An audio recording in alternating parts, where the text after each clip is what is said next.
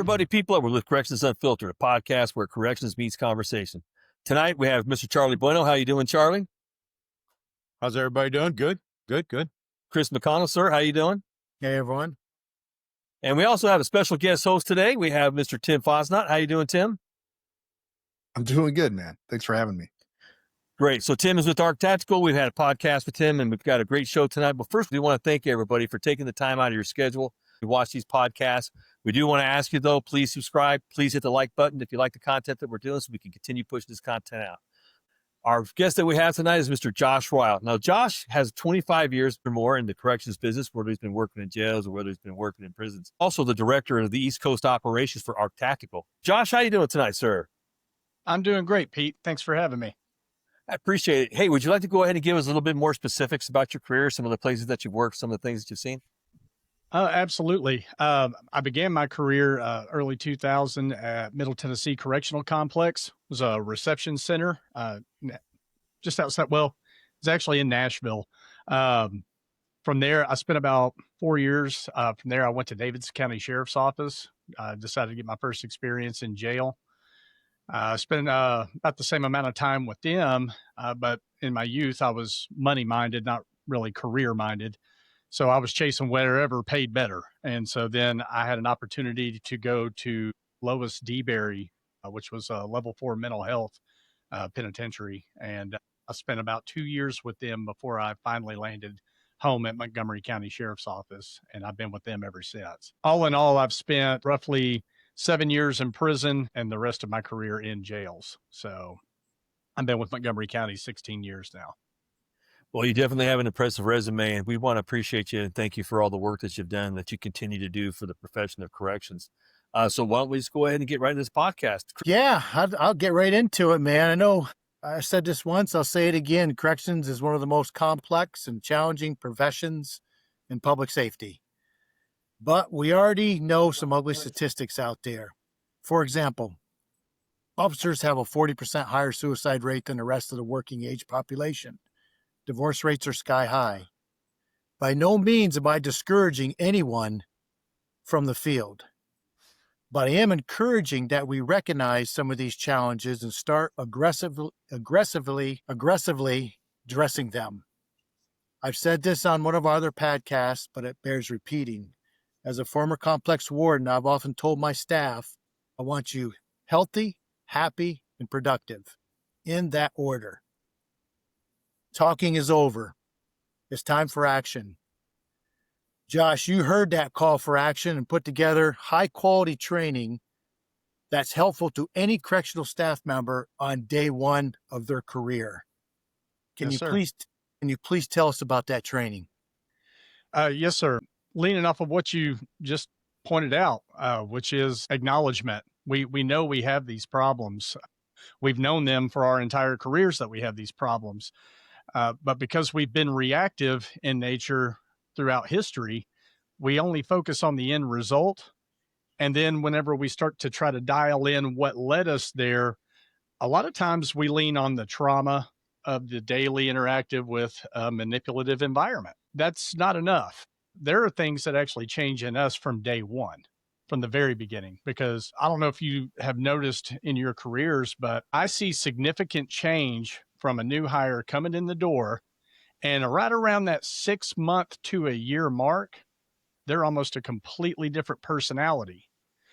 Well, those are changes we need to focus on, because those are changes that lead into these issues, to include, the wellness statistic, workplace toxicity, poor communication, where our house of cards just starts to fall. So what I wanted to focus on is why. What happens? And I had to dig for quite a bit of time. And this training was actually put together over a 2-year period, because it was broken into 3 parts. So the first part we'll talk about from that first day perspective. If you start to look at these new hires coming in, we're hiring between 18 and 21 years old for correctional staff, entry level. Like, I could tell you right now, I don't know how your guys' corrections career went, but I can tell you how mine went. And we just accepted the fact that as people went in corrections, they were going to get longer in the tooth. They were going to gain more weight. They were probably going to drink more alcohol. They were probably going to stop exercising. There was like a system of things that took place. And those rare birds that were out there that didn't do those things, you're like, wow, what the hell is wrong with that person? So now that we know all this negative stuff's going to happen throughout a career, what's the first chunk that we need to identify and start working on right away? Well, the first step is one, acknowledgement and education. Okay. Training people on the upcoming changes that are going to take place in their mindset helps them have an understanding. It actually becomes that of red flag training. They start to see it. The feedback that I immediately got from new hires is everything that you went over in this course, I saw it on day one in other people. It helps them have better understanding of the interactions that they're having with both their fellow staff as well as their inmate population, and hence providing them more communication skills on how to interact with both the inmate and their fellow staff. So that's step one. It helps them go in. They have an idea of the things that are going to take place so they can also avoid the paths that take them to that end time statistic, because over the entire course, that's where we end, and the solutions of how to avoid that, to essentially just take a path to fulfillment instead of statistic. So when new correctional staff start out, and they get in this environment where they're normally in a training environment, they're around a bunch of people, they move slowly about the facility, or they get introduced to the facility slowly. Then all of a sudden there's that time. Here's your keys, here's your radio, here's your duties.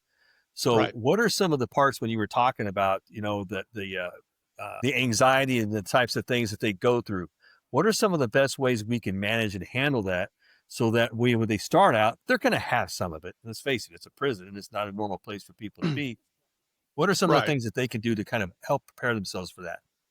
Well, that's the hardest part to teach in corrections. We can teach you the routine all day long to make you good at what we have to get done every day. But conflict and dealing with conflict is the toughest thing to teach. Now, that being said, if you can pump them full of the education of what's going on in the mindset of the clientele that they're dealing with, what that does for them, one, provides the education, two, mentally disarms the employee so they don't have to go in and assume everything that comes out of their inmate clientele is personal. It's not. They're talking to what you represent. And so that's one of the hardest things when you send our youth in there is they interact with these folks and they immediately react like they would on the street. If somebody cusses at them, disrespects them, threatens them, they either get scared or they react with equal aggression. Why? Because they're uneducated when it comes to how to deal with conflict. This provides that. I was a FTO for over a decade, and the only thing we focused on in that early career training was how to do the thing, right? We never focused on how to prepare and fortify your mind, how to be resilient against inmate manipulation or any of that. We certainly didn't talk about our culture, because if we did that, that would be blasphemy and we'd be cast out by our admin, right? So Josh's approach with this is so important to be able to fuel both the relationship between officers, but also the transactional type connection and fuel that out. So when I heard his class, I was so excited because it was attacking the thing that nobody even knew existed. I hear a lot about inmates, which is our business, but prison reform can address the needs of correctional officers as well as inmates. And I believe that reform starts today. So I'm glad we're talking about this. I'm a huge proponent of training, the recent, relevant, realistic, and ongoing training. Because personally, I believe the right training can solve, can address, can mitigate the majority of the systemic problems plaguing jails, prisons, and detention centers today. Am I wrong? Oh, not at all. No, I mean, training is the most valuable weapon that we could arm ourselves with. The thing is when we're selecting that training, we need to make sure that we're not selecting training that just checks a box. Systematically, that plagues us in corrections across the country. And I've seen it in my career too. It's like, okay, when something new gets implemented, I remember a de-escalation class that was implemented back when I assisted an FTO in creating it years ago. Then I end up in the role I'm in now, and that class was still being used. That was something, you know what I mean? You constantly have to evolve as the inmate population and the laws that change evolve. And everything has to be updated, and it can't just be, oh, well, we got a class for that, or we got a class for that. It's no, what is most effective, in picking our courses. I'll tell you what, you can have the best class on piece of paper, but if you've got the wrong trainer, it doesn't matter what's on that piece of paper. And that's what is so valuable about what you're talking about. And that's what ARC provides, ARC Tactical provides, is because they bring to you the best trainers that you're going to find. And they take all of that burden and worry off of your shoulders. And that's what I was talking about, is like, what can we possibly do at the very front end of this to head off all of those years of misery that they see when they get on shift and they start spending time with people and they look over and they go, in 20 years, that's me. We can start changing that culture right now. It can start right there with your class. Absolutely. I tell folks all the time, anytime that someone would come and say, I'm just looking for a better quality new hire. I struggle with this generation, and I hear all the complaints of just people not being happy with the product that's coming in. And my response to that is, well, I know what example I gave them to emulate. What are you giving them to emulate? Do you come in and are you ready to take on the day with your shoulders back and your pride and ready to take on the mission? Or are you a part of the culture that can be the problem, being full of salt and negativity and always, leading with condemnment instead of accomplishment? You know what I mean? And giving people the attaboys that they need to hear. In our line of work, what people don't realize is we don't get a lot of positive feedback from society.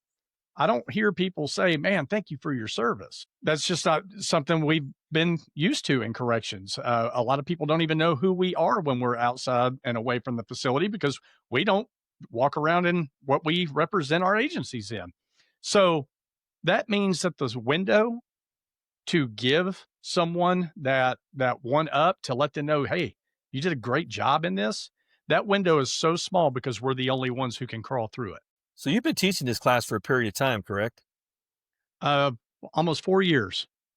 What have you noticed about the staff receiving it? Are you seeing a difference in them, like a different way that they approach what the next day is going to be like?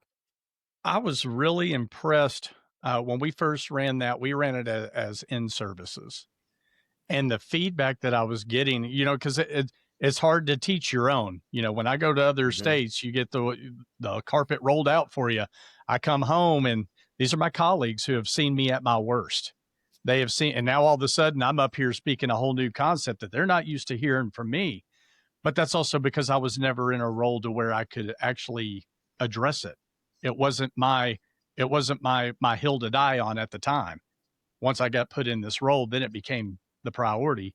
But to their feedback, I remember this one individual, he had over 20 years and definitely had some characteristics of the behaviors we discussed. And I just remember him coming up to me and he said, Josh, I've been in this game a long time. And he said, why is this the first time I'm ever hearing about this? And why does it make so much damn sense? And I was like, because we never made it a priority, because corrections professionals typically don't proactively approach problems. We wait till it goes wrong, and then we give a reactive solution. And so, letting him know, I said, the fact that you say it resonates with you and that it relates to you means that I know I'm on to something. And he said, brother, you had me on the line the entire time. And that was back when it was just a 3-hour course addressing toxicity. But the feedback overall, I think the biggest feedback was when we ran it for new hire, because new hires went in and we weren't losing them as fast as we were the year before. We were actually holding on to quite a few because they said that they were prepared. They literally would text me and say, Sarge, everything you talked about, I saw it. And I was like, then you know what to stay away from. And here's the path to do it. And then I'm watching these guys get promoted now because, I've been in this position for 4 years. I've got to see those generations benefit from that. And so then I was like, okay, now we need to go to that third step, We had my first day. We had creating change to address toxicity, leadership. And so then that's when it became the full course. You know, the time I was in corrections, it seems like you were getting taught the same classes over. After a while, I'd probably get teach the class, you know? And then when you're talking to a captain, a lieutenant, a chief, a warden, assistant warden, and we started having conversation and they started explaining some of the scenarios or some of the situations that you're talking about that you teach, you know, you could see some of the people would be more receptive to it. And then there's some people that I don't know whether they didn't want to hear it or it was they didn't want to thinking, oh, I have to deal with that. You know what I mean? Now, So you go know, ahead, go ahead. that's funny you say that. Because don't get me wrong, when you try to put good into the world, critics will come and try to shoot you down. And I had critics along the way. One in particular, I just remember the response was, "This is bigger than you. This is not your hill to take. You know that your mission is this.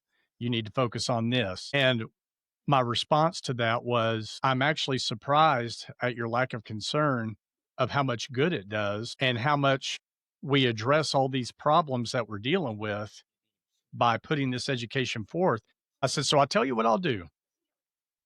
You take all the nothing that you're contributing to this problem and compare it to my something. And if you can prove it to be more effective, I'll get on your bandwagon. And that critic had nothing to say after that. Yeah. So I believe in going toe to toe with critics with, with positive reinforcement.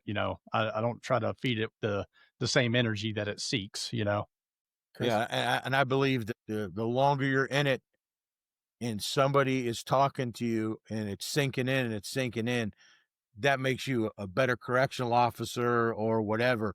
And then there's, like I said, then there's some people that they just don't get it, you know? Yeah. And if Oh. you have a leader that leads you and keeps embedding that into you and you're having them conversations where he's constantly teaching you. That's the way Pete Right. was with us. When you're explaining something to you, it was always a teaching session. You were learning Right. something from it, but then he's talking to you and just trying to explain things to you. But it was always a teaching session, whether you realized it or not. There was always something to learn there. And if you could decipher that from the good from the bad, if that's what you want to call it, I think you just become better at what you do and you understand the situations. The de-escalation is easier. It makes more sense. It works better, and that whole Right. fight or flight thing comes into effect. And it just seems like a lot of things make more sense to you if you're taught by the right people.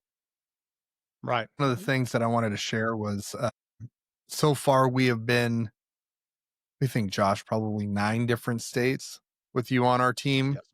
something like that. Sir. And each time we have an opportunity to share this. And it is crazy that the people that are in a training environment that have actually opened their mind to new things in that world, they are the most receptive to Josh's message.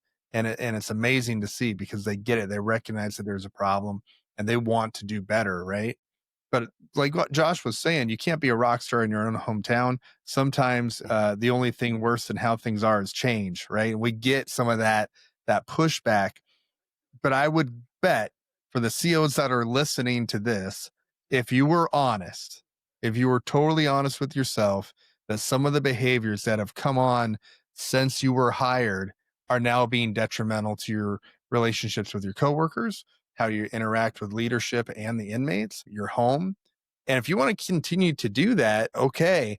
But I'm a huge believer that if you get out of your comfort zone, there's room for growth there. And that's what Josh is bringing as a new message on reshaping how we can do corrections. No, people don't like to admit this, but evil does exist in our world. And sometimes this evil will be plucked from society and placed inside our jails and prisons. And once inside the prison, the evil doesn't magically go away. It's still there. Right. This is exactly where this effective training comes into play for the corrections industry, whether it's de-escalation training, use of force training, creating change, my first day. It's designed to prepare a new hire for the world of corrections. and from new hire to correctional officer or correctional professional.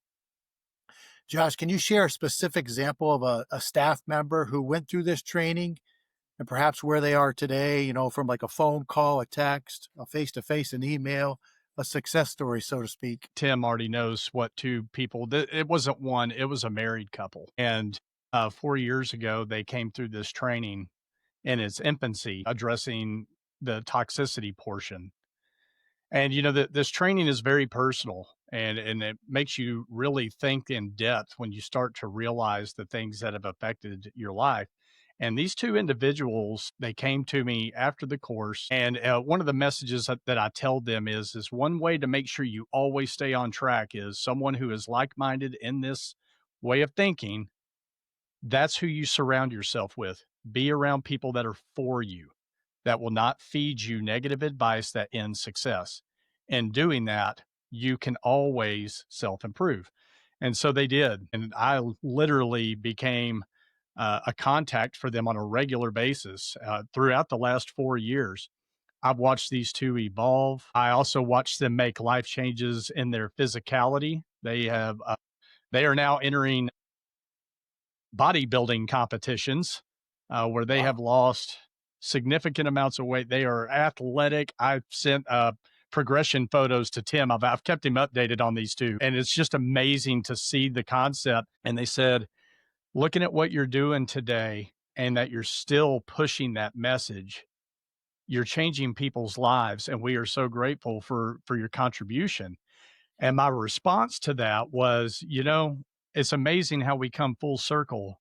I said, because in the beginning, you say it was I that motivated you. I said, but now it's you two motivating me. And so, Ain't that the truth? you know, Mhm. that's the kind of culture that we as colleagues have to build. And the way you do that is to address the toxicity and then implement the program and make the changes and then celebrate them, because people, happiness and fulfillment and what we do for a living, it is infectious, way more infectious than toxicity could ever contaminate an agency.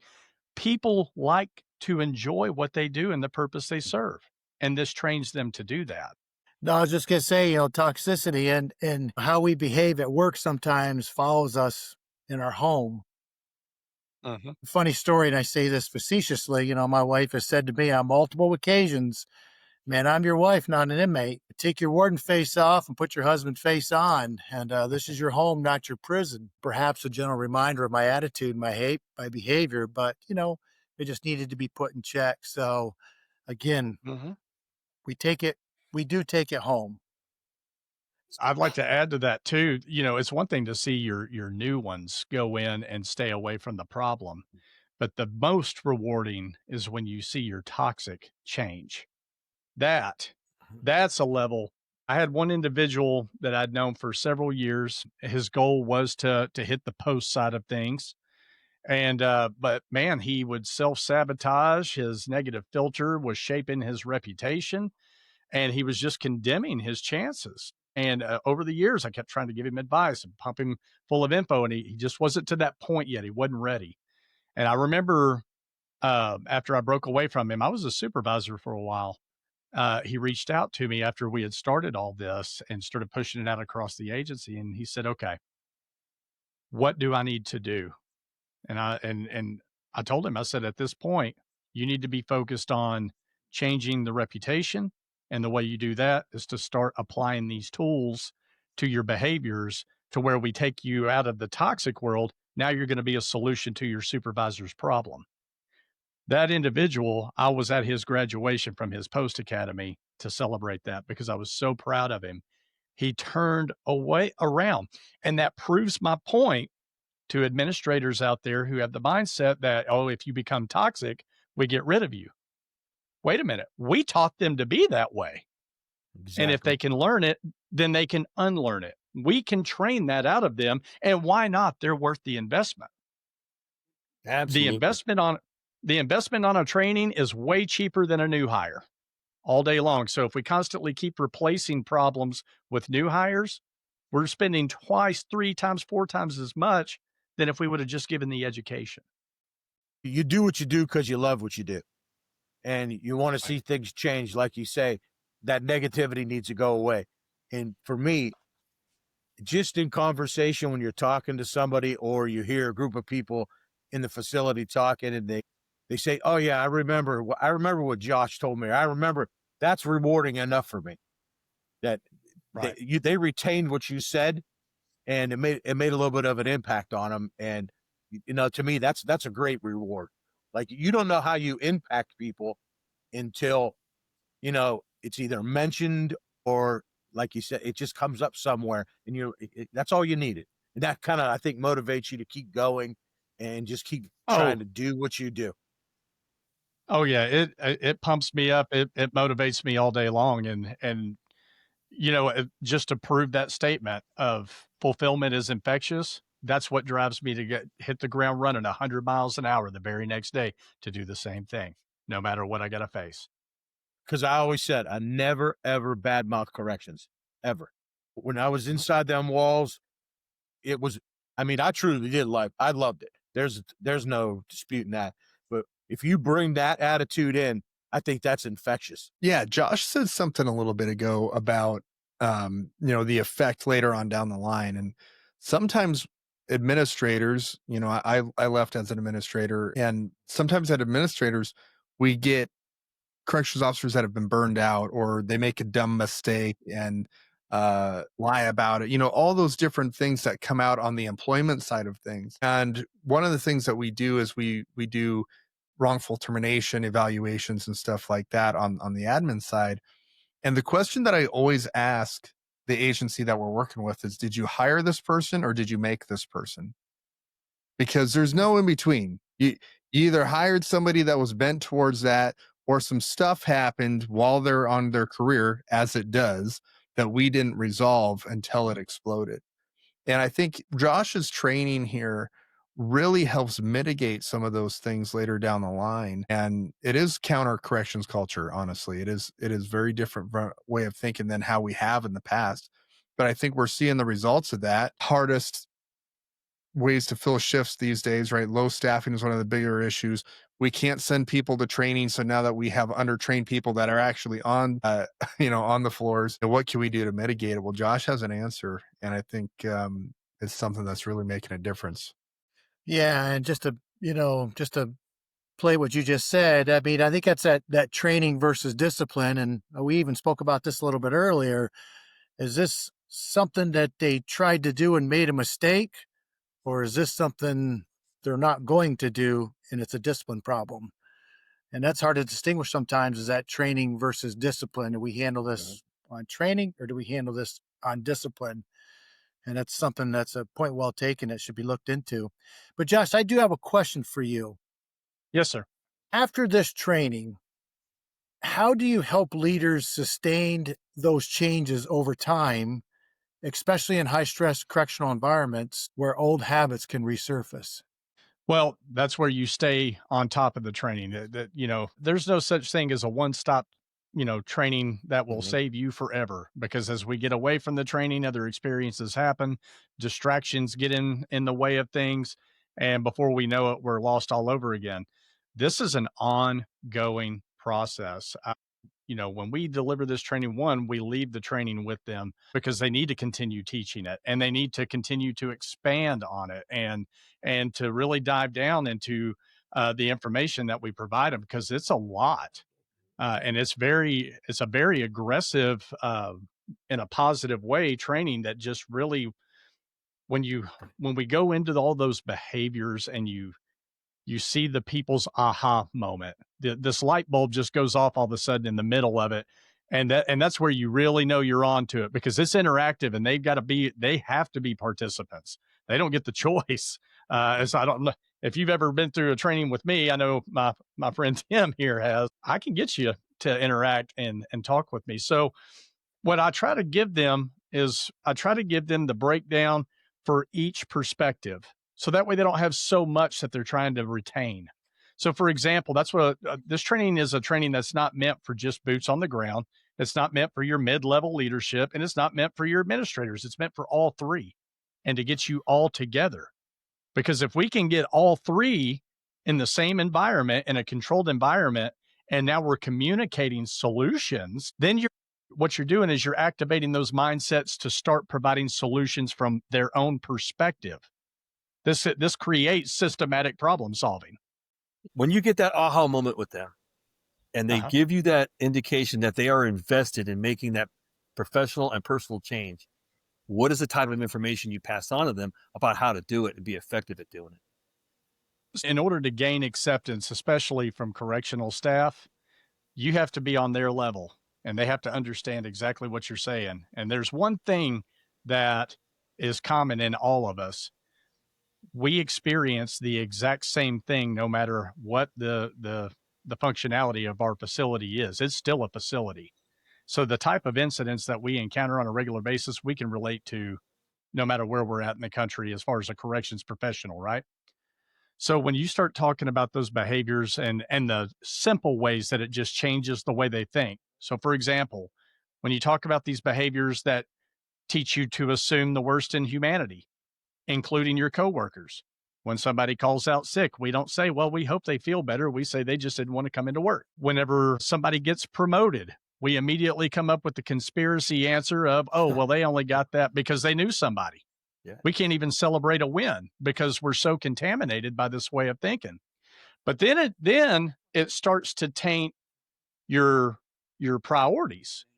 And one of the biggest questions I ask is if I was being assaulted and I'm in now a lethal force situation where my life is at risk, how many of you will come through that door to save me at no matter what cost? And they all, Pete, you will get, I'm telling you, they get pumped. They're like, yeah, brother, we got you. And you get all this interaction. And then I'm like, okay, but God help me if I don't get all my workload done and you've got to pick up my slack as the oncoming shift, then God help me. So essentially saying you'll save my life, but we won't help carry the load. These behaviors, that's what makes you think this way. You're assuming the worst in your colleague, that he had to have failed at some point in order for you to pick up his slack instead of life-threatening, I'll save your life. When I put that out there, that's when you see those light bulbs go, oh man. But essentially I tell them that's why whenever stuff hits the fan, life-threatening things happen, we are number one on the spot. I'm telling you now, anytime there's ever been a crisis, when my kids get injured, I'm the one taking control. I've got the kid, we're running to get treatment. I know exactly what I need to do to get aid. Well, that affects us in how we act. Let that person who called out sick and we said, oh, we don't, they just didn't want to come to work. Let them have cancer. Now, all of a sudden, we got food drives, we got car washes. We're performing in a life-saving manner. That's when we're at our best. The problem is we spend so much time thinking like that in that fight or flight mode that we never essentially get back to a state of equilibrium and reason and where we can enjoy the fulfillment of what we do. And so, when they have that aha moment, the part that gets them to buy in is that I'm not just going to sit here and teach them the problem. Now, here's the path to solution.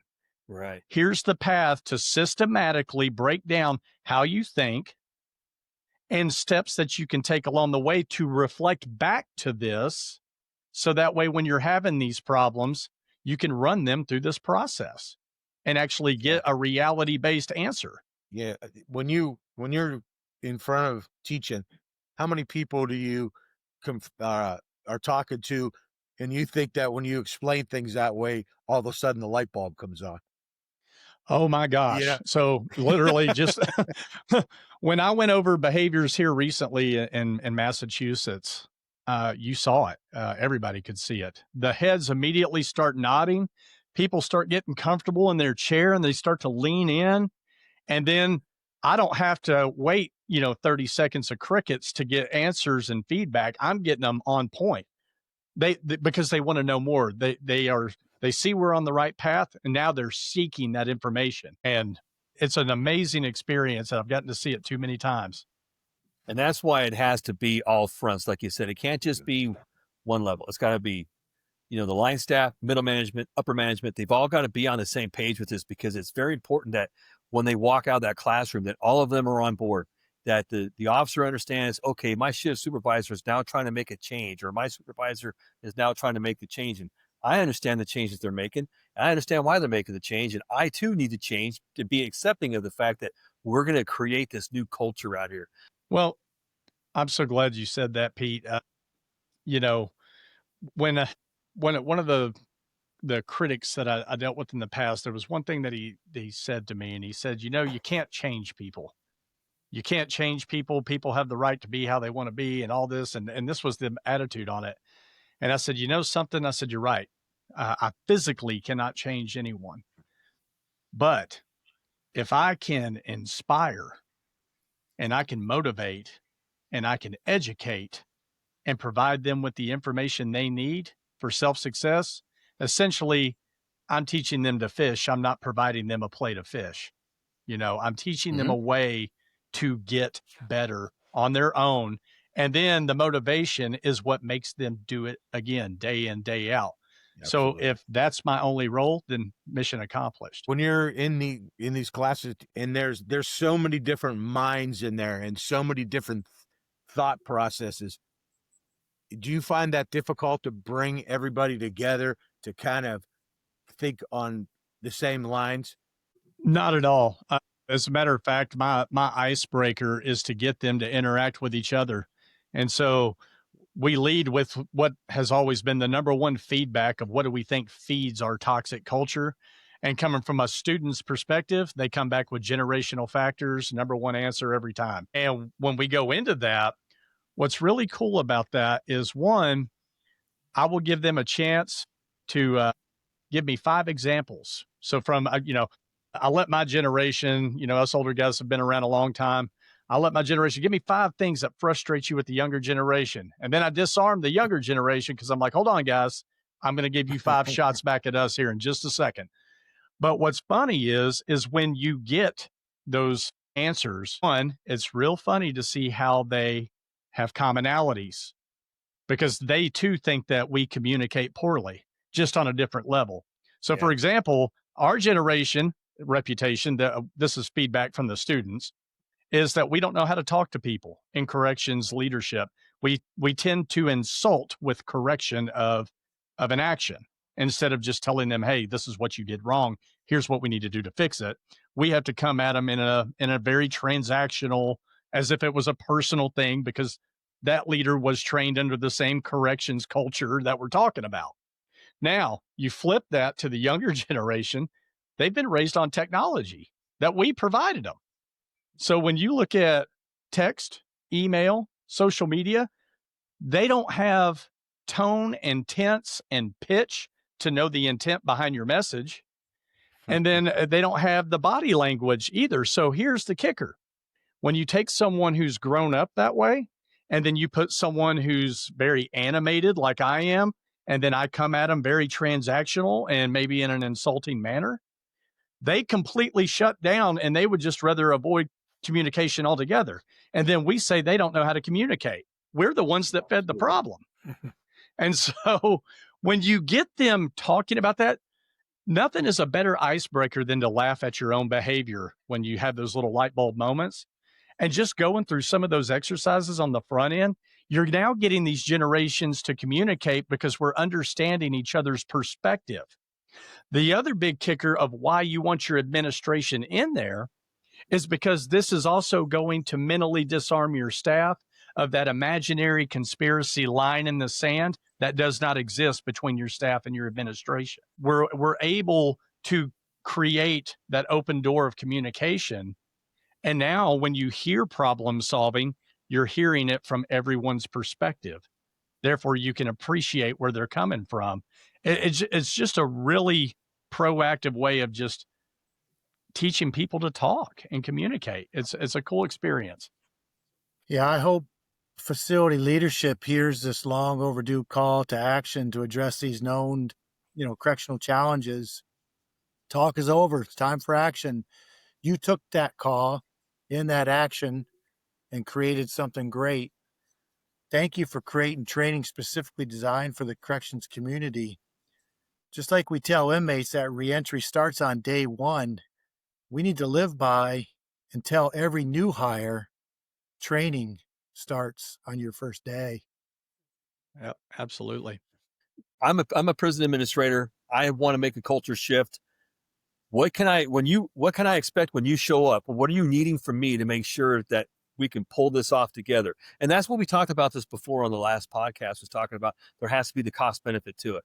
So if I'm going to make this commitment, say, okay, I'm going to have a sprinkle of this level of leadership, sprinkle of this level of leadership, and this sprinkle of these people to participate in your class, hopefully start this culture shift.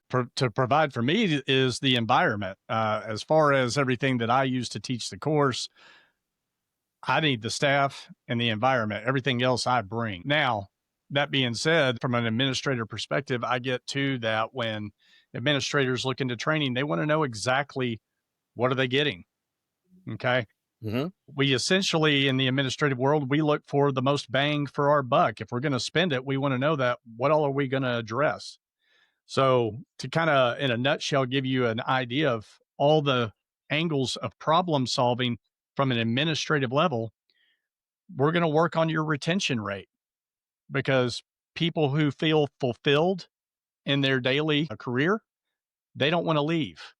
Absolutely. Also, we're going to work on your workplace toxicity, because we know that one toxic employee can contaminate many, which also feeds that retention rate. Not to mention, this is also going to better foster effective communication amongst the staff that is mission essential, not personal. Okay. On top of that, we're also providing communication skills between your staff when it comes to the boots on the ground, to the mid-level leadership, to the administrator. We can no longer let these behaviors create false opinions that there are any issues between any division of us. We can't be divided. And we can't go through our career thinking that just because something changes from another leadership's perspective, that that's personal. No, there were laws that came into play that had to make that change happen.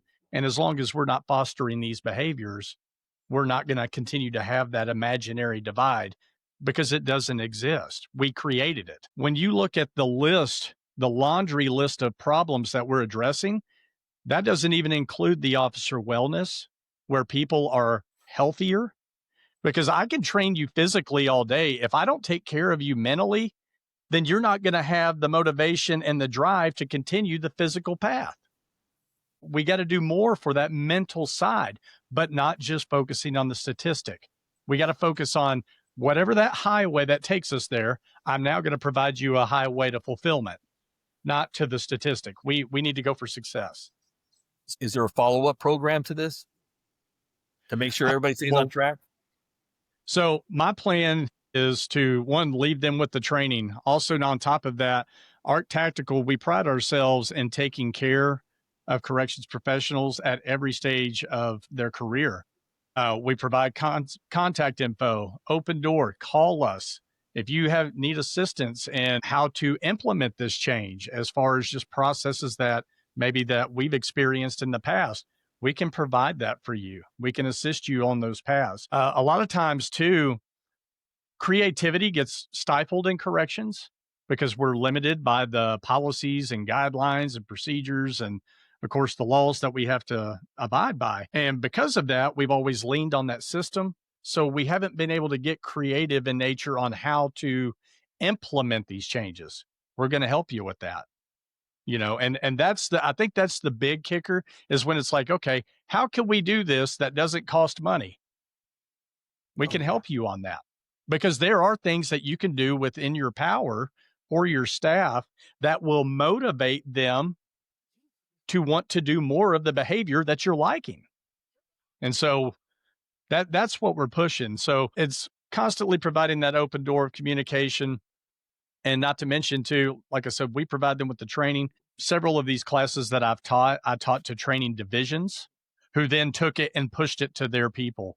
And the feedback that they got, because I love it whenever other counties send me an email and they're like, creating change was the #1 vote on in-service this year. Well done. And I'm like, no, well done to you. You taught it. You delivered it. This is not I will say this, one of you mentioned earlier, if you don't have the right speaker, this isn't the training that you want that person to deliver. Absolutely. This person needs to be mentally and emotionally invested in the staff that they're teaching, because this class was created from passion. This was not created to check a box. So, Hey, Josh, there are over 6,200 correctional facilities in the United States. Where can all 6,200 facility leaders go to get more information about this training? Email, phone, website? they can go to Art Tactical. You can also reach out to me at my email at josh@arttac.net. You can also reach out to the Art Tactical website. My colleague here, Tim Fasnacht, we will be happy to provide you all the information on this. By all means, our goal is to lead your people to success. Leading them to the statistic is old, like you said. Talking's over. We've got to get on the front end of this, and we, as our generation, it's our responsibility to do so. So, Josh, let me ask you, you've got the training out. Everybody's motivated. You can't be everywhere. How do we replicate you? Who stays back at the facility? Like you said, it's always easier to come from another place and be the expert. But now you're asking somebody who's actually at that facility has to carry this legacy on, so to speak.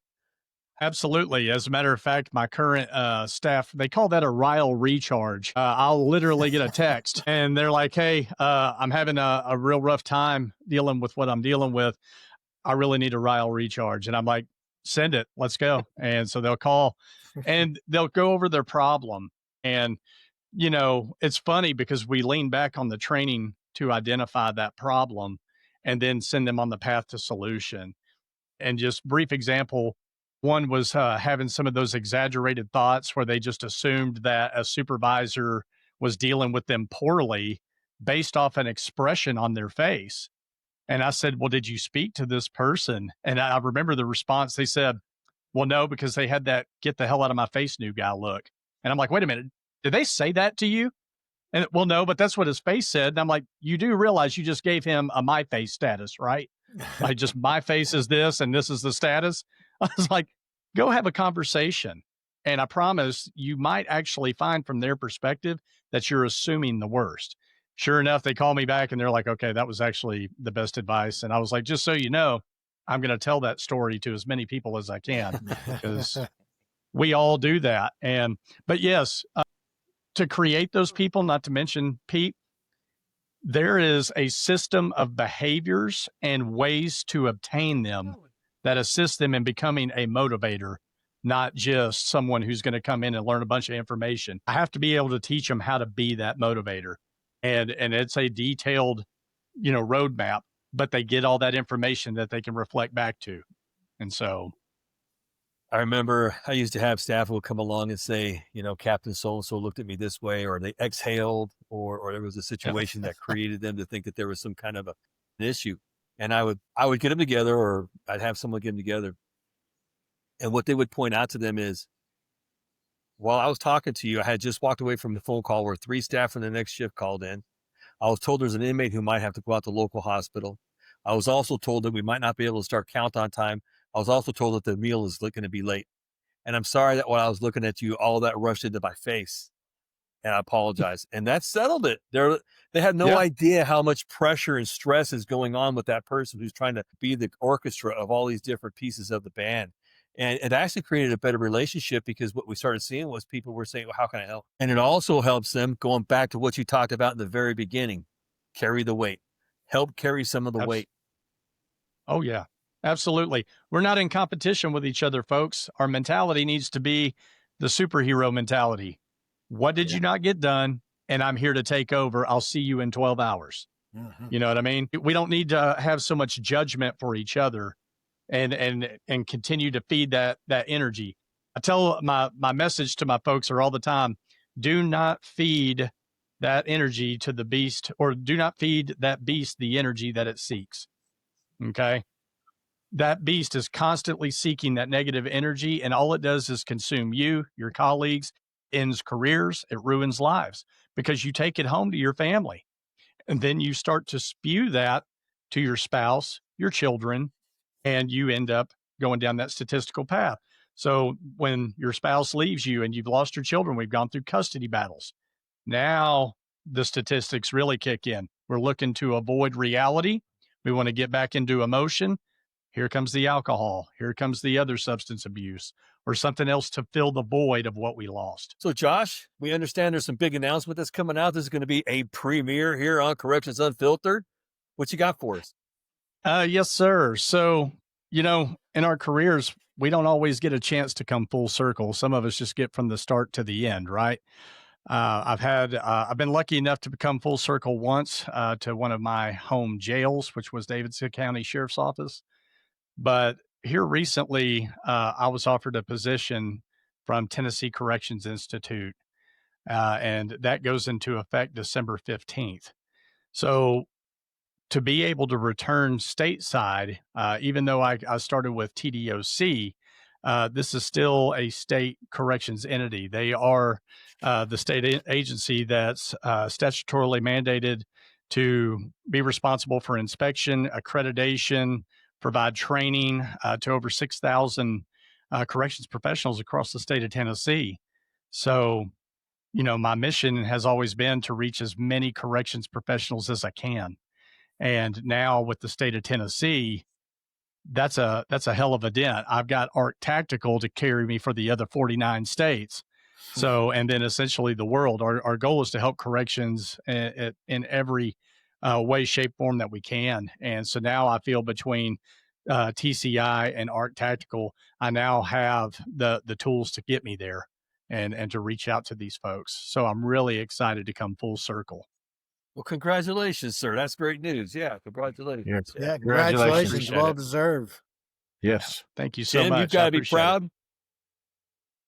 Yeah, we're very lucky to have Josh. Josh is something that I never thought that we'd be able to incorporate into our company. Most of our stuff is West Coast based, though our tactics and concepts, they travel across the world now, and they're well received. But one of the things I found about the South is that you need some representation down there for them to take your word for it. And we got Josh on our team, but more importantly, the guy is amazing instructor. His ideas and concepts are just super innovative, but also sharp. Like they connect with people on a deep level. And past that, he's one of my best friends. So I'm really grateful to have him on the team and more accessible now. That's great. That's great news. Well, thank you. Yeah, it's awesome. Yeah, well, Josh, I can't thank you enough. Tim, thank you for being on here as a special guest host. We really appreciate that. Josh, I just cannot thank you enough for what you've done, because I truly believe, I think Chris and I, with Charlie, we all agree, you've captured an area that we need to move forward in, but you found a way to do it to where people will be able to accept it, buy into it, and move on from it. So kudos to you. Kudos to ARC Tactical, and I can't wait for the word to get out. Hopefully we get a lot of people who see this and a lot of people who start scratching their heads saying, how can I get them on in here? Because what ARC Tactical will do is they will take away your concerns about the quality of training you're going to get, and they're going to give you top quality training that's going to last for a lot longer than the money that you're going to invest into them. Take a look at the podcast notes where we have the information on how you can get a hold of them. And please make sure, if you like this conversation, hit that like button, hit that subscribe. We want to keep getting the message out. So once again, Josh, thank you. Tim, thank you. Chris, Charlie, great podcast. Thank you, guys. Appreciate it so much. Yes, thanks, everyone. Thank you, Pete.